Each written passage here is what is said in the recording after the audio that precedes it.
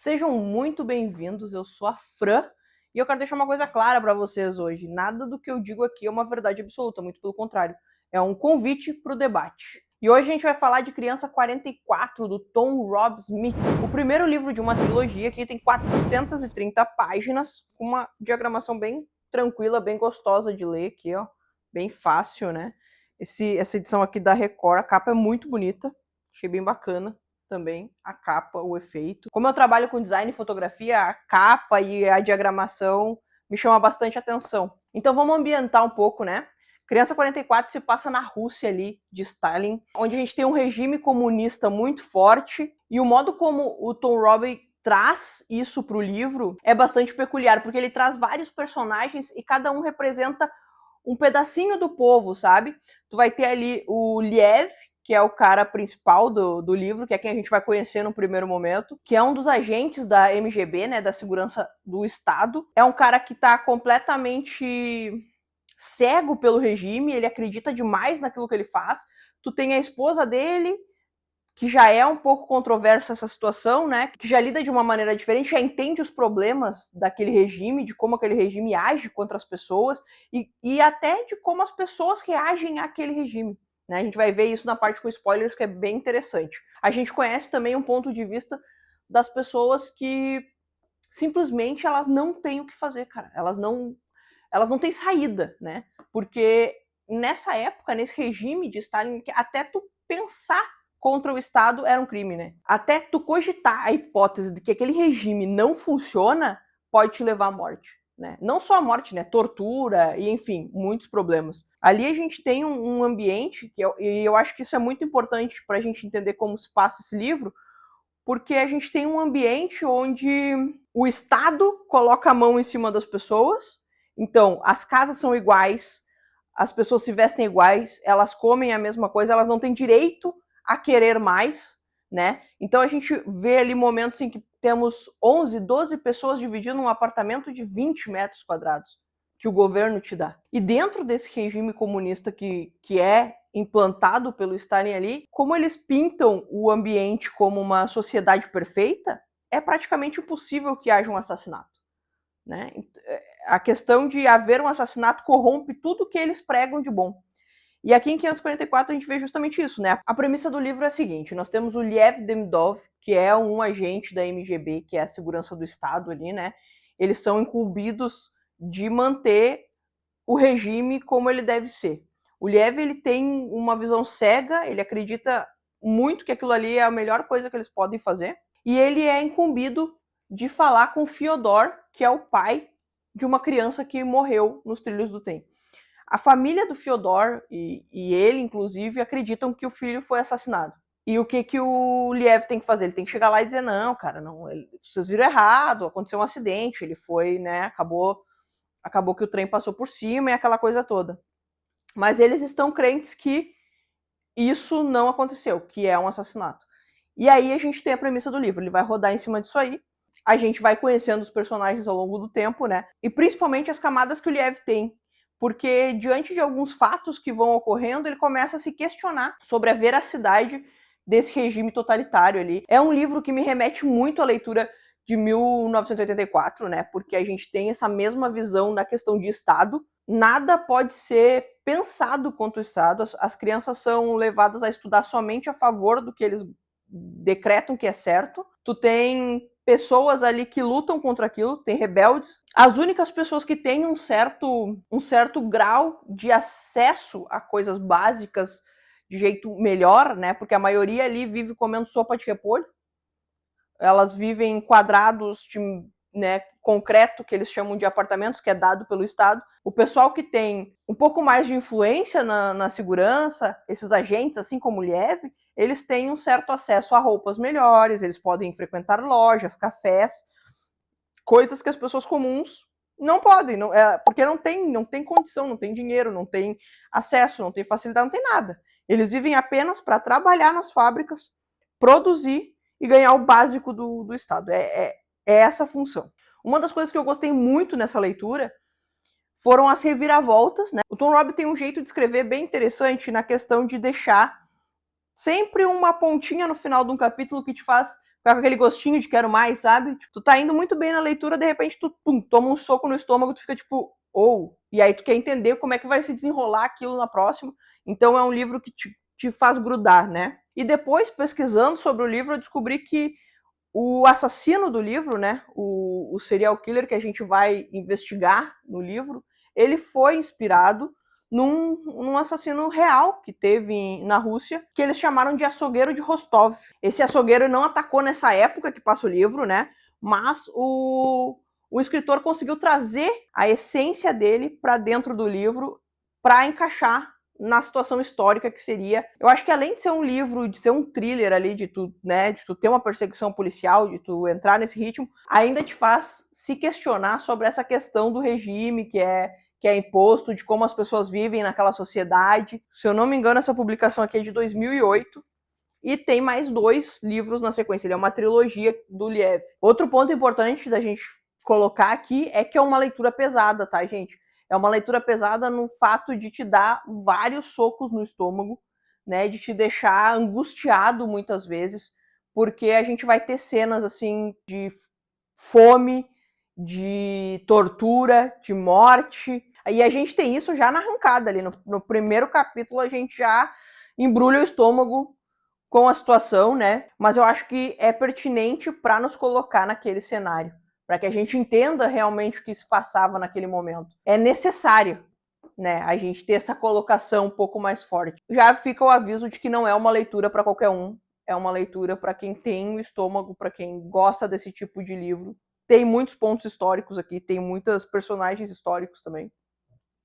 Mas tem muita pessoa real sofrendo pra caramba aqui nesse livro. A minha nota pra esse livro é 5 estrelas, gente. Eu gostei muito da leitura. Achei que ela me prendeu, assim, nessas reviravoltas, nesse plot twist. Eu não achei que teve muita barriga, assim, não achei que foi muito, sabe? Eu achei que todos os pontos que foram colocados foram necessários pra gente juntar o quebra-cabeça ali. Então, pra quem gosta de investigativo, vale muito a pena. Se tu já leu o livro, me conta que se tu concorda comigo. Caso tu não tenha lido, agora a gente vai entrar na parte com spoilers. Então, se ficou afim, ficou curiosa, pode continuar aqui. Se quiser, lê primeiro, depois volta aqui e vê se eu tô contando essa história direito. A nossa primeira cena do livro se passa em 25 de janeiro de 1933, numa aldeia da Ucrânia, né? Isso é um momento que a sociedade vive, que tu nota aqui, que é um momento drástico, um momento triste, né? A gente tem aqui a Maria e seu gatinho, e a decisão da Maria de só ficar viva enquanto ela puder se alimentar e alimentar o gato. Mas nesse momento, todos os animais da aldeia já foram mortos. As pessoas estão mascando cascas de árvore para sobreviver, para tentar sobreviver. Então ela sabe que se ela largar o gato dela, qualquer um que pegar, a primeira coisa que vai fazer vai ser tentar matar esse gato para poder se alimentar, porque é uma questão de sobrevivência muito forte.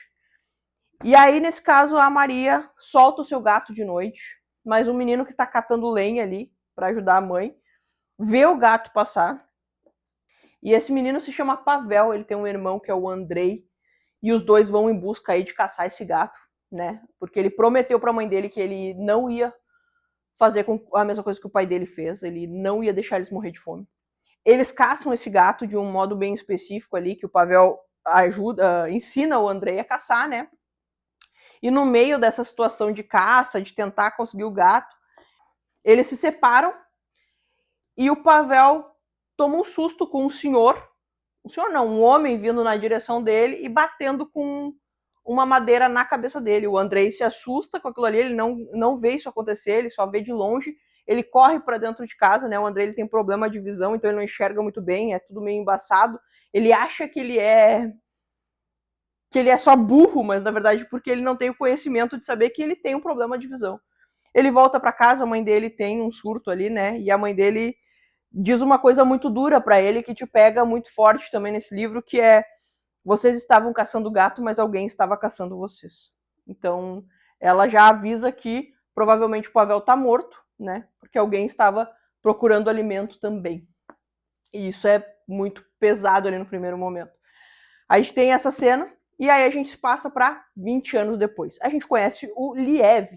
O Liev foi designado ali para conversar com o Fyodor, né, a respeito da questão do filho dele, que eles acreditam fielmente que o filho dele foi assassinado, enquanto o Liev precisa chegar para ele e dizer, não, cara, olha só, não é bem assim as coisas, né? Ele acabou sendo, né, tava brincando no trilho do trem, acabou que foi um acidente e tal, precisando ali varrer aquilo para baixo do tapete. Afinal de contas, uma sociedade perfeita não tem assassinos, né? Eles não precisam roubar, porque o governo dá tudo, eles não precisam assassinar.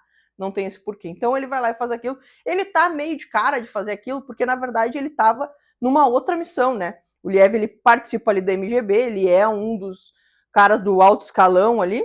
Ele tava fazendo uma tocaia ali pro Anatoly, que era um veterinário que estava sendo suspeito de ser espião. E aí ele sai daquilo ali para fazer essa missão ali, ele fica de cara. Quando ele volta, ele descobre que o Anatoly fugiu. E aí começa toda uma função, porque ele se sente muito culpado de ter deixado o espião fugir. Ele deveria ter prendido o espião antes, é isso que ele alega para si próprio, né? E eles vão em busca desse cara. Eles conseguem descobrir uma ligação do Anatoly com uma pequena aldeia que fica um tanto de distância. Ele reúne todo mundo e, galera, vamos lá caçar esse cara. Dentro dessa situação, a gente conhece o Vassili, que é um cara ali que almeja a vaga do Liev. Ele tá sempre ali, ó, tentando achar um erro do cara pra boicotar a situação. É louco como ele descreve essa viagem, porque a gente tá falando ali de um inverno extremo, né? A única coisa que aquece o caminhão é uma pequena lareira que tem no fundo do caminhão, e apenas as 2 ou 3 pessoas que estão ali do lado é que conseguem se aquecer, né? E dentro da cabine, daí sim que há o aquecimento do motor, mas apenas quem vai dentro da cabine é o Vassili, o Liev e o motorista. Nisso, o caminhão dá uma derrapada, ele sai da estrada, o Liev já tá há 3 dias sem dormir, ele já tá assim, ó, loucão, e ele tá muito de cara com o Vassili, né? Ele tem certeza que o motorista tá trabalhando ali com o Vassili pra boicotar ele na situação. Então ele pega ali a direção e diz, não, deixa que eu vou dirigir, chega disso aqui, e aí eles chegam nessa tal aldeia e começam a bater nas portas, ó, tô procurando fulano, alguém diz, ó, o cara mora naquela casa lá. Eles chegam lá na casa. Quando eles chegam na casa, está o pai, a mãe e as 2 filhas. E não tem Anatoly, não tem o cara que ele tá procurando. O cara realmente diz, não, eu conheço o Anatoly, ele é meu amigo, mas ele é veterinário, ele não vem aqui há muitos anos, né? Só que a gente já sabe que o Anatoly esteve por lá. O Anatoly, inclusive, dormiu lá, né, na noite anterior, e estava fugindo em direção à fronteira. Quando o Liev vai, ele corre para cima de um morro, enxerga o Anatoly fugindo, ele sai que nem um louco atrás do Anatoly. Ele já tá drogado, porque como ele tá 3 dias sem dormir, ele tá tomando alguns medicamentos. Enquanto isso vem junto alguns caras, mas todo mundo tá meio assim, todo mundo tá, na real, puto de estar ali, tá ligado? Tá um frio do caramba. Eles só estão ali porque o Liev não prendeu esse cara antes, deixou ele fugir. Então tá todo mundo meio de saco cheio, sabe? Quando o Anatoly vê que ele não vai conseguir fugir, ele tá em cima de um lago congelado e ele decide que ele não vai ser pego. Então ele quebra aquele gelo e cai na água gelada. Obviamente ele não consegue subir. O Liev, ele tá tão... E essa parte mostra pra gente que o Liev tá tão dentro daquela situação, tão dentro do... Eu preciso fazer a coisa certa pelo partido, pelo regime, que ele pula na água atrás sem nem pensar. Ele consegue pegar o Anatoly, ele consegue quebrar o gelo e é resgatado pelos caras ali.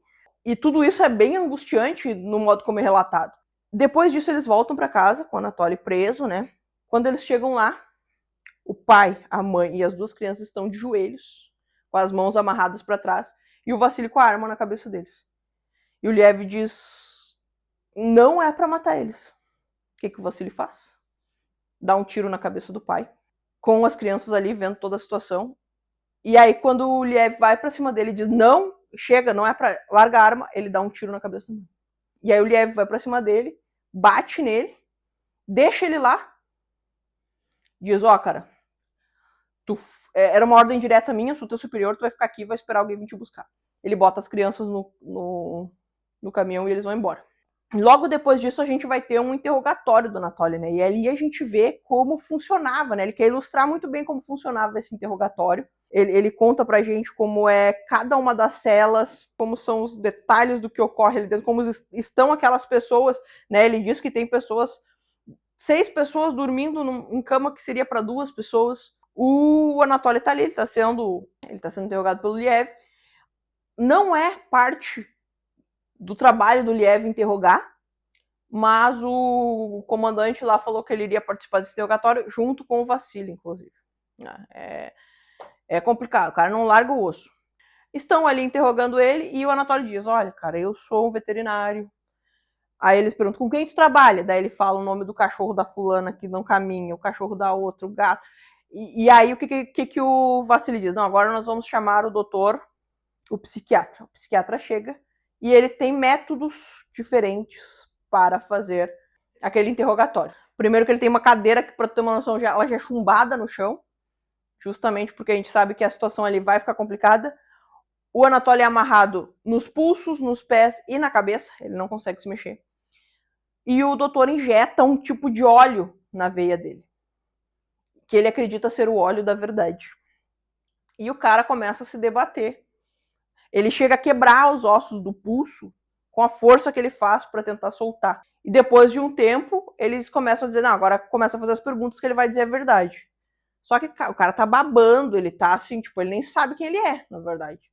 E ele repete as mesmas coisas. Eu sou veterinário, eu cuido do cachorro, não sei o quê. E aquilo gira uma chavinha no Liev, que ele fica pensando, cara, será que a gente não tá fazendo alguma coisa errada? Será que ele realmente não é só um veterinário? Mas aí ele pergunta, mas por que tu fugiu? Né? Antes de toda essa situação, ele pergunta, mas por que tu tava correndo atrás de mim? E no momento que tem alguém da MGB correndo atrás de ti, tu foge. Porque ele chega a dizer, todo mundo que entra aqui, ninguém sai como inocente. Ninguém sai. Eles vão achar um jeito de te enquadrar ali, de te matar. Depois que tu foi pego, já era pra ti. O Liev passa mal, né? Afinal de contas, ele tá 3 dias sem dormir, ele tá tomando um monte de droga, ele tá assim, ó, louco, ele passa mal e ele é dispensado, ele vai para casa. Aí nós temos uma cena que eu acho que é uma das cenas... É uma das cenas mais escrotas do livro, porque a gente tem o Liev doente em casa.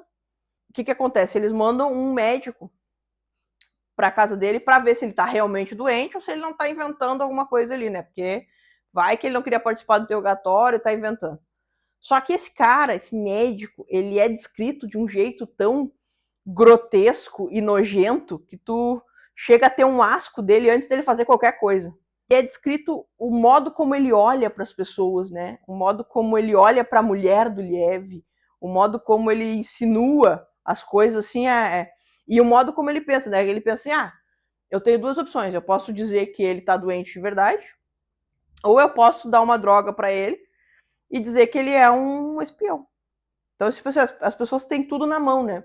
E em dado momento ele fala isso pra mulher dele. Diz, tu pode dormir comigo, e aí o teu marido vai ficar são e salvo, ou eu vou dizer que ele é um espião e aí ferrou. E aí ela ameaça ele, ela pega uma faca, corre com ele de casa e pensa, agora fudeu, agora ferrou a vida. Já era. Mas tudo passa, o Liev passa uns 4 dias afastado e ele volta. Quando ele vai lá falar com o comandante, o cara fala para ele, a gente tem uma confissão do Anatoly aqui, ele disse que ele realmente era um espião, e deu o nome de mais umas 5 ou 6 pessoas, que também são espiões, e a gente designou um para cada um, mas o mais difícil eu deixei para ti. Tá aqui. Quando o Liev abre, são as fotos da mulher dele, a Raíssa. E aí a gente é apresentado a Raíssa, né? A Raíssa, ela é uma professora, que dá aula ali numa escola pequenininha, ela tem um amigo que também é professor, que é o Ivan.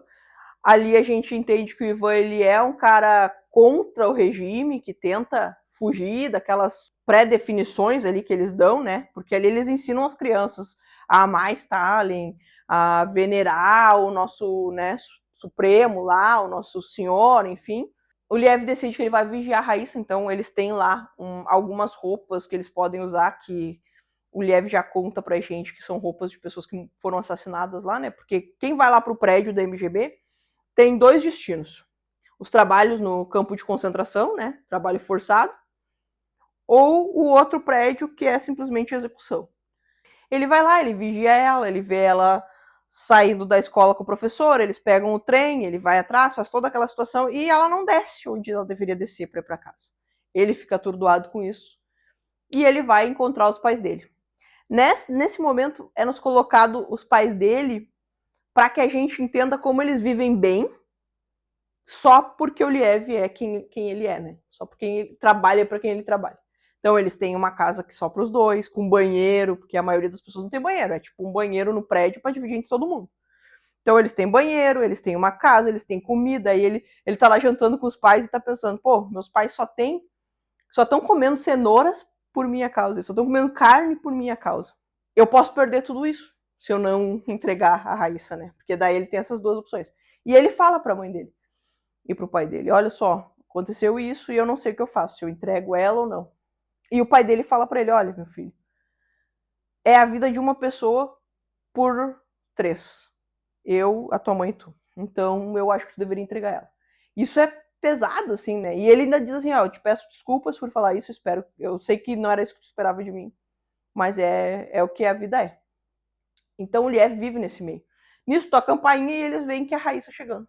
E aí ele diz, não, é que a Raíssa vem todas as quartas-feiras jantar com a gente, porque ela se sente muito sozinha. E aí eles jantam todos ali, e aí ele pergunta, tu vem sempre direto do trabalho? E ela diz sim. E ele pensa, mas ela não veio direto do trabalho, né? Porque ela desceu lá com o Ivan. Aí ela fala, com exceção de hoje, que eu tive um compromisso no médico. Aí ele diz, ué, médico? Ela falou, sim, eu tô grávida. Bang! E termina o capítulo. É isso que eu digo sobre a questão de terminar o capítulo, te deixando assim, meu Deus do céu. No outro dia, a Raíssa sai de casa para trabalhar, o Liev finge que saiu, mas ele volta porque ele vai concluir a investigação dele, né? Então ele revira a casa toda. Ele revira tudo como eles revirariam a casa de qualquer pessoa que eles fossem investigar. É rasgando os travesseiros, abrindo os colchões, rasgando tudo, levantando as tábuas do chão, pra realmente, assim, ó, ele não quer achar nada, né? Essa é a verdade. Mas ele quer procurar para ele ficar de boa. Só que quem bate na porta, o Vassili chega lá para ajudar na revista. E ele... cara tá... Sei, meu, é esse sentimento. Eles revisam toda a casa e realmente eles não acham nada para incriminar a Raíssa. Só que ele tem a decisão. Ou ele bate de frente com todo mundo e diz, ó, a mulher não é uma espiã, ou ele entrega ela mesmo. E aí chega a hora da decisão final. Ele chega lá, né, tem uma reunião com todo mundo, e o cara pergunta, ó, todos os outros nomes que o Anatoly deu bateram, eles eram espiões mesmo, o pessoal achou lá os negócios. E a Raíssa? E aí ele diz, a Raíssa não é uma espiã. Ele opta por não entregar a esposa dele. A gente vai para Volausk, lá a gente conhece uma mulher que trabalha numa das fábricas, né? E de noite ela vai lá pro bar para conseguir um dinheiro extra com os caras, né? Ela é uma prostituta. E ela acha um cara, ela conhece um cara que tá lá sentado. Vão sair de lá e ele diz, não, vem que eu conheço um lugar. E aí eles estão indo pelos trilhos do trem até a casa, uma casinha de máquinas que tem lá nos trilhos do trem. Ela fala, pô, a gente não podia ter ido para um outro lugar, né? Um quarto. E aí ele diz, não, onde eu tô hospedado não tem como, tem que ser aqui. Só que quando ele entra lá dentro, ela já nota que a situação não tá muito tranquila e ela resolve que ela vai fugir. No meio dessa fuga, eles têm um embate ali, o cara tenta pegar ela, bater nela. Ela sai correndo pro meio da floresta. Ela sai correndo ao contrário do que ela deveria, então ela vai pro meio da floresta, só que ela tropeça em alguma coisa. E quando ela cai, ela vê um corpo de uma mulher que tá ali, branca, no meio da neve. Ela consegue ainda fugir do cara e ir em direção à estação de trem. E aí eles acham esse corpo, que é o corpo da Larissa. A Larissa tem os mesmos pontos da morte que o filho do Fyodor tem. Ela tá com a barriga aberta e tem casca de árvore, terra, eles dizem terra, na verdade, na boca dela. Esses são os pontos de ligação. Então a gente vai para Volausk para descobrir esse corpo. E aí a gente volta para o Liev, para a Raíssa lá, que estão passando dias de agonia. O Liev conhece os procedimentos, né? Ele sabe que em algum momento o bicho vai pegar. Ele tá em casa dormindo. Às 4 da manhã eles invadem a casa dele. Podem pegar uma mala de roupa cada um. Ele acha aquilo um pouco estranho, porque ele achou que eles iam já direto para execução. Mas eles pegam as malas, vão para um vagão de trem lá e eles colocam ele num trem. Eles, os dois, num trem, né? E o Vassili diz pra eles, ó, a gente não tinha como te manter no MGB, né? E ele vai, e o Vassili vai de um jeito, cara, totalmente grotesco, assim, sabe? Aquele jeito, superior, cara, eu tive que te ferrar, entendeu? Foi mal aí, mas não tinha o que fazer. E cada vez tu vai pegando um pouco mais de nojo da cara desse louco. Tu foi rebaixado, tu vai trabalhar pra milícia. A milícia é a galera que faz ali o que o alto escalão não faz, né? Eles trabalham nas cidadezinhas pequenas, eles fazem a parte ali de encobrir as coisas, de resolver, mas eles é meio que a escória ali da MGB. E aí o Vassili olha e diz assim, olha só, Raíssa, só pra te avisar, não é a primeira vez que o Liev vai te vigiar, ele já fez isso antes, não foi por causa do MGB. O cara plantou a sementinha, né? E a Raíssa pergunta pra ele, tá, qual é que foi? O que aconteceu? E ele diz, a gente passou um tempo ali que tu te afastou de mim, né? A gente não mal se via, aquela coisa toda, eu achei que tu tava tendo um caso, realmente. E ela diz, é que tu tem que entender que, cara, tu era a personificação da coisa ruim, entendeu? Tu era o cara que prendia as pessoas. Naquela época, a minha amiga foi presa porque estava rezando na igreja. E aí eu tenho certeza que foi tu que denunciou ela, e aí começou a jogar um monte de coisa na cara dele, e ele, tipo, não foi eu. E ela disse, como é que tu vai saber? Tu nem lembra das pessoas que tu denunciou, entendeu? São tantas. E aquilo fica martelando na cabeça dele. E aí ele diz pra ela, tipo, que ele amava ela, que ele não dedurou ela, não deixou de dedurar ela por alguma coisa banal, era porque eles tinham uma relação e a família pra ele é uma coisa muito importante. Já disse que ela ouviu a conversa dele com os pais e que na verdade não estava grávida, ela só queria se proteger e que a vida toda ela quis se proteger. E quando tu conhece a história da Raíssa, ela foi uma menina... Fala.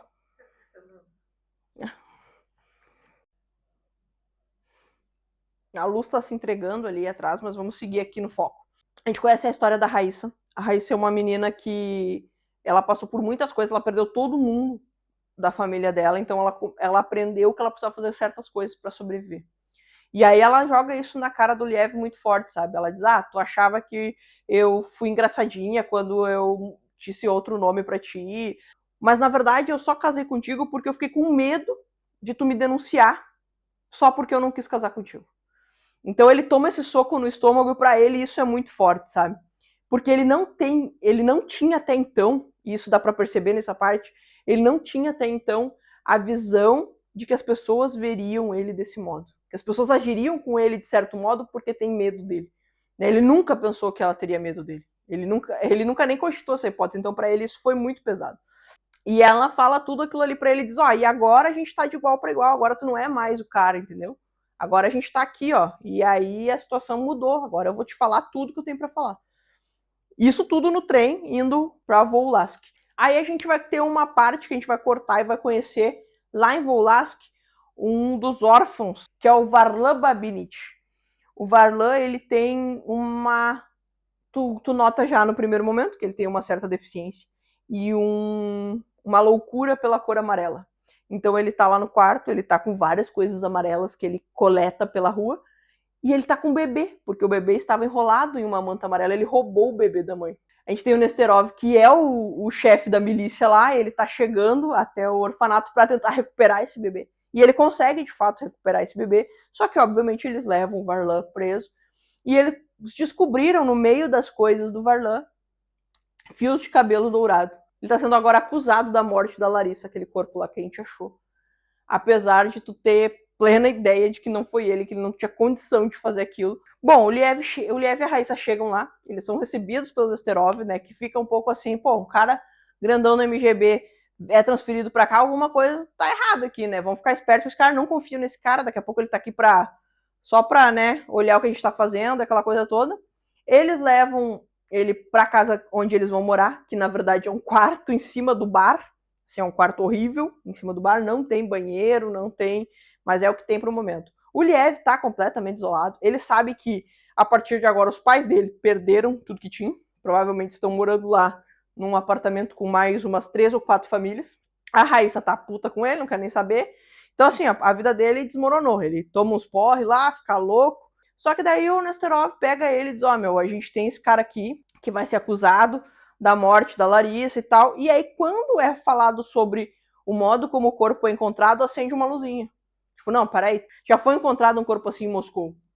Então, calma aí, a gente tá em Moscou, depois Vulask tem alguma ligação, eu preciso saber qual é essa ligação. E ele começa a investigar isso. Aí, enfim, a gente começa a investigação. Então a gente tem metade do livro praticamente contando sobre o Liev, sobre a Raíssa, sobre como funcionavam as coisas, para a gente ter a outra metade do livro falando realmente sobre a investigação. O Liev vai, então, lá no hospital para achar o corpo dessa menina. Ele acha um dos médicos que resolve ajudar ele ali. E aí o médico fala para ele, falaram para vocês aí que o estômago foi retirado. Então, é uma informação nova que ele não tinha, não estava nem no laudo. E eles dizem que também não é terra que tem na boca e não é para sufocar, porque ele coloca depois das pessoas estarem mortas. São cascas de árvores bagadas que ele coloca na boca das pessoas e retira o estômago. Eles acreditam que há mais corpos, que há mais... Eles não, né? O Liev. O Liev é o único que acredita. Todo mundo tá tipo assim, cara, isso aí é loucura, para com isso. Até a Raíssa tá meio, meu, tu tá viajando. Porque ela fala pra ele, cara, agora, a partir de agora, tudo que tu fizer engloba eu e tu, entendeu? Se eles te pegarem, te matarem, eu vou morrer junto, então vamos calmar aí. Só que ele não tá, tipo, ele quer resolver o negócio. Então ele pega e sai pra floresta, ela encontra ele lá, eles têm até uma discussãozinha ali, mas enfim, eles acham outro corpo na floresta, de um menino, naquela mesma floresta onde a Larissa foi achada. Aí ele monta todo um esquema para fazer com que a milícia ache o corpo sem ser ele que diga, né? Toda uma situação assim que dá certo. Eles acham o corpo, o Nestorov começa a ficar tipo, tá, meu, tem alguma coisa aí, mas vamos com calma. A gente é apresentado então ao Alexander. O Alexander é o menino que fica ali no trem. Ele é o cara que vende as passagens de trem, ajuda as pessoas e tal. Só que o Alexander tem uma vida dupla. Ele sai de noite em busca de sexo com outro homem. Como é uma relação gay completamente fora de cogitação naquela época, né? Porque era punida com a morte, era tudo meio nas escondidas. Só que acaba que eles conseguem pegar o Alexander e fazem o Alexander ali dar o nome das pessoas. Eles conseguem 100 nomes. Cara, são 100 caras que são presos naquela noite. Tipo assim, é insano isso. E é uma coisa que pega até o Liev, porque a Raíssa fala pra ele, cara, olha só tudo que tu teve que fazer, todas as vidas que tu teve que acabar, e tu nem conseguiu resolver o problema, sabe? Inclusive, depois o Alexander se mata também. E aí eles vão atrás do menino no orfanato. Vão lá no orfanato e dizem, tá, gente, olha só, aconteceu isso, isso e isso, preciso saber se vocês conhecem algum desses homens. E passam as fotos dos 100 homens ali que eles prenderam. E um dos meninos aponta para um e diz, ó, não é esse cara, mas é parecido com esse cara e trabalha no hospital. E é o médico que ajudou o Liev, inclusive. Eles chegam na casa do médico. O médico é casado, tem um bebezinho. E é mais uma morte que acontece porque o médico se mata antes deles conseguirem pegar ele, né? Porque tudo é melhor do que ser taxado, né? Do que ser levado por eles, porque ele sabe que vai ser torturado, que a situação lá, ele não vai sobreviver igual. Essa é a verdade. O Liev tenta convencer ali o Nesterov a ajudar, demora um pouco, ele até nem consegue no primeiro momento, depois a mulher do Nesterov diz, ó, cara, vamos, sabe, a gente tem 2 filhos, né? Vamos tentar investigar isso aí. Só que qualquer coisa que seja pego em investigação, eles vai acabar com a vida deles, entendeu? Eles não podem ser pegos investigando isso. A gente vai conhecer o Petya, a gente vai ter um outro assassinato. E nesse momento a gente começa a entender o modus operandi do assassino. A gente é apresentado ao modo como ele realmente mata as vítimas. Então o que acontece? Ele aborda o Petya numa estação de trem. Então a gente já vê que as vítimas são sempre abordadas perto de uma estação de trem, ou nos trilhos, ou tem uma ligação. Ele leva o Petya até a floresta e ele faz uma certa caçada com o Petya, sabe? Amarra um cordão no tornozelo dele e fica segurando. E aí tu tem o link com o primeiro momento, sabe? Aqui que tu já vai entender que era a mesma coisa que os meninos fizeram para caçar o gato lá 20 anos atrás. O Petya vai correr e ele puxa de volta. Em algum momento ali o Petya até consegue fugir, consegue se, né, correr, mas é pego e acaba sendo morto. E aí ele tira o estômago do Petya e deixa ele lá com as cascas de árvore na boca e a gente tem mais uma vítima do assassino. Bom, como o Nesterov lá prendeu 150 gays, né? Ele ganhou um arrego de ter umas férias, então ele resolve tirar essas férias para investigar, porque daí ele pode viajar sem ter que dar satisfação, né? Ele tá de férias. E eles viajam para Rostov e lá ele descobre que houve, né? Durante o percurso ele descobre que houve pelo menos 43 assassinatos. Então, tipo, não eram 1, 2, eram 43, contando com o de Moscou, que é o filho do Fyodor, seria o 44, né? Ele é a criança 44. E ele fala isso pro pro Liev, que viaja para Moscou escondido também. Eles dizem que eles têm que fazer todo um esquema para conseguir viajar, né? Então ele e a Raíssa falam que vão fazer uma trilha no mato. Daí eles deixam as roupas e as coisas lá, pegam o trem, vão para Moscou escondidos. Porque lá em Moscou eles vão visitar o Fyodor, né? Para dizer, olha, cara, a gente acredita em ti. Porque o Fyodor tinha, na época, uma testemunha que viu o filho deles com o cara. Só que na época ela não quis falar quem era, ela ficou assustada, ninguém queria se meter na situação, essa é a verdade. E eles vão lá, tentam conversar com a menina de novo não quer falar, não vai falar.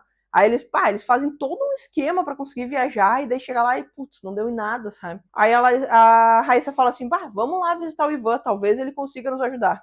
Aí o Liev já fica, puta merda, o Ivan, tá ligado? O amiguinho, mas vamos lá, bora, já estamos perdidos mesmo. Eles ficam numa fila de café esperando o Ivan chegar, porque ninguém pode, se tu tiver parado na esquina sem fazer nada, tu já tá sendo, né, já tá suspeito ali. Então eles ficam lá, eles entram, sobem. O Ivan fica meio assim de deixar eles entrar, mas fica feliz de ver a Raíssa, né? Tem todo aquele reencontro lá, o Liev tá enciumado, ele tá, tipo, né? Poxa vida, esse aí é o carinha perfeito. Eles contam tudo pro Ivan, que tá ali, e aí o Ivan fala, cara, eu não tenho como ajudar vocês, mas eu conheço alguém que pode ajudar, né? Porque o que eles querem? Eles querem saber se tem mais assassinatos além desses do outro lado, no lado do Ocidente, né? Então, e o Ivan teria esses contatos, digamos assim. Só que o Liev é um cara assim, muito vivo, sabe? O Ivan fala, não, beleza, eu tenho alguém que pode ajudar. E aí ele levanta, abre um armário e tem um telefone. Aí o Liev fica tipo, cara, ninguém tem telefone, entendeu? Por que esse cara tem um telefone? Aí ele começa a olhar em volta e o apartamento dele é lindo. E aí ele diz assim, ele é um professor, por que o apartamento dele é lindo? Aí ele se liga que, na verdade, o Ivan, ele é um infiltrado. Ele não é um contrabandista, ele não é um contraventor do Estado. Na verdade, ele trabalha para o Estado e é um infiltrado pegando as pessoas que acham que ele vai ajudar. Então, quando ele liga, o Liev já pula nele e a Raíssa começa a gritar e o Liev enrola o fio no pescoço dele e mata ele ali. E diz, olha, teu amiguinho, na verdade, provavelmente foi ele que dedurou a tua amiga que foi presa na igreja. Ela não foi presa na igreja por rezar. Ela foi presa por alguma outra coisa que ele dedurou. Procura um contrabandista pra ter ajuda. Exatamente. Faz perfeito. Exatamente. E aí ela fica, tipo, em choque. O meu brotherzinho, meu amorzinho, me ferrou mais. E agora o meu marido, que era o trouxa, tá sendo o cara legal e... Mas enfim, eles não conseguem nada nessa viagem no final. Foi só pra... Essa viagem no livro, ela só funcionou pra eles descobrirem que o Ivan não prestava, né? Não, mentira, tem mais uma coisa. Ele vai visitar os pais dele. Ele acha os pais dele, ele consegue descobrir onde eles estão morando. Eles estão dividindo a casa com uma família de 6 pessoas. Estão dormindo numa cama de solteiros, 2 velhinhos ali. Ele consegue chegar lá de noite, entrar lá sem acordar ninguém. Consegue falar com eles e ganha uma carta deles, que no final ele não lê, ele resolve que não vai ler, ele rasga. Eu fiquei muito de cara, porque eu queria muito saber o conteúdo da carta. Quando eles chegam em Volask, tem um bilhete do Nesterov dizendo pra ele encontrar ele lá no coisa da milícia. Bom, ele troca de roupa, vai lá, só que ele acha tudo muito estranho. Quando ele chega lá, o Nesterov já abraça ele e fala, nós temos 15 minutos. Eles me pegaram tudo que a gente tinha investigado, eles vão invadir em 15 minutos. Então, qual é o lance aqui, ó? A Raíssa já tá sendo presa essa hora, não tem o que fazer. Eu quero que tu me dê um soco, me desmaie aqui, porque se tu não fizer isso, eles vão matar minha mulher. Então, assim, ó, me desmaia aqui e pega a chave do carro e foge. Ele foge, faz esse lance aí com o Nesterov, acontece que não dá em nada, ele acaba batendo o carro, é pego igual, então ele e a Raíssa estão presos novamente. A gente vai conhecer, então, agora a Nádia. A Nádia é uma menininha lá em Rostov, né? Ela é uma menina apaixonada pelo pai dela. Ela adora o pai dela, só que o pai dela tem uma fixação com uma gata que ela fica louca com aquela gata, entendeu? O pai dela chega em casa, primeira coisa, ele dá oi pra todo mundo, ele desce pro porão e fica com os gatos lá. É isso que ele faz. E a Nádia fica louca, a Nádia fica, eu vou matar esses gatos tudo, entendeu? Porque eu quero meu pai pra mim. E aí tu descobre que o que ele faz lá no porão é cozinhar estômagos e dar pros gatos comer. Apresentado ao nosso Andrei. O Andrei é o nosso assassino.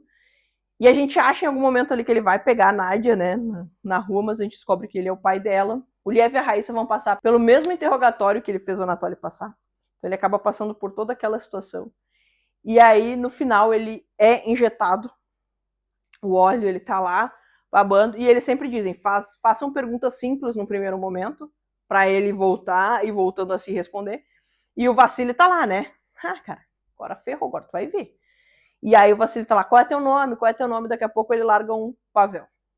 E a gente descobre que o Liev, na verdade, é o Pavel, e aí ele, nesse transe, ele tem a visão do que aconteceu aquela noite, quando ele apanhou do cara que levou ele, botou ele num saco e levou ele pra casa como alimento. A gente descobre que, quando ele chega em casa, o filho dele já havia morrido, e ele tinha levado o Pavel pra alimentar o filho, e aí no final, o Pavel acabou se tornando o filho deles, né? Era isso que tinha, era esse conteúdo da carta, provavelmente, que a gente não conseguiu ler, mas o Pavel, o Liev, na verdade, é o Pavel, e é algo que ele escondia dele mesmo, sabe? Que ele deixava de cantinho ali, porque a gente vê nesse momento que o pai dele fala, ó, é tarde demais, meu filho já morreu, a gente vai ir pra Moscou, se tu quiser vir com a gente, tu pode vir com a gente, caso contrário, tu pode ficar aí e te virar. E aí ele decide ir junto com eles pra Moscou, porque, na verdade, com a pancada na cabeça, ele não lembra nem o nome dele, ele não sabe nem quem ele é, nem onde ele tá. Foi o que eu falei, tem um monte de reviravolta, um monte de detalhe aí nesse livro que é bem legal. Bom, o Liev e a Raíssa seguem, agora eles vão para um campo de concentração, né? Eles já... E é algo que o Vassili fala, olha, eu vou ser queridinho aqui com vocês, vou deixar vocês viajar junto, tá? Mas, normalmente, a gente separa os casais que vão pro campo, mas vou fazer essa mão aqui, vou ser um cara legal. O Liev tá lá, né, tipo, dopado do óleo no negócio, mal para de pé, fica lá se babando todo. Ele e a Raíssa sentam num cantinho. A única coisa que eles têm naquele trem é um buraco no chão que eles usam de banheiro. Então todo mundo faz as suas necessidades ali, na frente de todo mundo, não tem o que fazer. Só que o Vassili encomenda a morte deles, né? Ó, eles não podem chegar vivos lá. Tem uns 3 ou 4 caras ali mal encarados, aquela coisa toda, os caras vão pra cima dele, né? Foi quem... A Raíssa vê que o marido dela não vai reagir, porque ele tá ali babando. E ela se levanta e tal, eles empurram ela. Quando eles empurram ela e ela cai, daí o bicho pega. Liev levanta, acaba com a vida de todo mundo, mata 2 deles. O terceiro resolve que ele não vai nem brigar. Diz, ó, foi mal aí. Ele fala pra todo mundo. Ele é super sincero. Olha, gente, estamos investigando um assassino que matou 44 crianças, no mínimo. A gente não sabe se teve mais. E a gente quer pegar ele. Aí as pessoas perguntam, quanto pegar ele que tu vai fazer? Vai matar? Ele falou, sim, eu vou matar ele. Porque o governo não vai resolver. Então, a gente vai resolver do nosso modo, porque não dá pra isso continuar acontecendo. Isso vai continuar acontecendo pra sempre. Então, eu preciso da ajuda de vocês pra fugir do trem. Cara, todo mundo prontamente nem pensa. Vamos lá, o que a gente tem que fazer? Então, eles pegam uma faca, né, que era a faca que tentaram matar ele, e ele consegue abrir lá... destrói a mão, enfim, mas consegue abrir um buraco. E aí ele diz, ó, a gente vai pular aqui, Raíssa, só que tem um porém. Os caras já pensaram nisso aqui. E eu só sei porque eu trabalhei muito tempo, né? O último vagão tem ganchos pendurados que vão carregar a gente. E o jeito é, ele falou, tu pula, eu vou jogar o corpo do cara, tu bota ele em cima de ti e deixa os ganchos levarem ele por diante. E eu faço a mesma coisa com o segundo corpo. Ela pula, ele joga o corpo, ela consegue, no limite, assim, chegar lá, pegar, pum, passou. Só que ela não tá vendo ele, tipo assim, tá, e aí? Cara, deu um BO que o corpo do cara era muito grande, não passava no buraco, tá ligado? Aí o que ele olhou? Ele olhou e viu que o corpo do outro tava pendurado lá e falou, bom, eu vou cair e eu tenho que ficar exatamente onde o corpo do cara vai passar. Daí passa o negócio, pega no braço, arranca um pedaço do braço dele ali, mas tá, eles conseguiram fugir. Vão pro meio do mato correndo. E aí eles calculam, né? Eles sabem como é que funciona o processo, né? De, quando foge, o que é feito e tal. Então eles começam a correr, eles acham uma aldeia, e eles, não, os caras vão chegar aqui, em algum momento eles vão chegar aqui. Só que daí ele fala assim, se a gente for lá, eles vão nos dedurar. Porque o governo paga, né, pras pessoas, tipo assim, cara, os caras não tem nada, né? Tipo assim, eles vivem numa cabaninha de barro. Então assim, o governo chega lá e diz, ó, te dou tanto pra tu me entregar os caras que passarem aí. E aí ela pega ele, e aí nesse momento a gente tem essa visão, né, do como as pessoas são contra o Estado também, né? Porque ela pega ele e fala assim, cara, tu viu o que tu falou com o pessoal lá? Todo mundo te apoiou, vamos falar a verdade pra eles. Vamos falar o que aconteceu, vamos falar por que a gente tá fugindo, vamos falar tudo. Eles vão nos ajudar, porque essa galera é contra. E ele não confiava muito nisso, mas ele vai atrás, eles conseguem a ajuda deles, né? Eles conseguem, inclusive, fugir por causa de um menininho. É muito legal essa cena, porque os caminhões chegam, né? O gurizinho chega, ó, tá vindo os caminhões aí. Os caminhões chegam e o único jeito deles se esconderem é embaixo dos próprios caminhões. Então o que eles fazem? O menininho fica lá, como se ele tivesse derrubado um saco, os caminhões param, porque ele tá no meio da estrada. Ô meu, sai daí, não, peraí, deixa eu juntar aqui. E aí ele tá juntando ali, enquanto isso eles se prendem embaixo dos caminhões. Então é o único lugar onde eles não vão procurar. E aí depois que os caminhões saem, eles se soltam e voltam ali. Eles conseguem fugir, eles conseguem chegar até Rostov, que é o ponto que eles entendem que tem mais assassinatos. E aí ele começa a se perguntar, cara, qual é a ligação de Rostov com Vuzlak, que são as duas pontas, né? Aí passa por Moscou e tu tem as duas pontas, assim.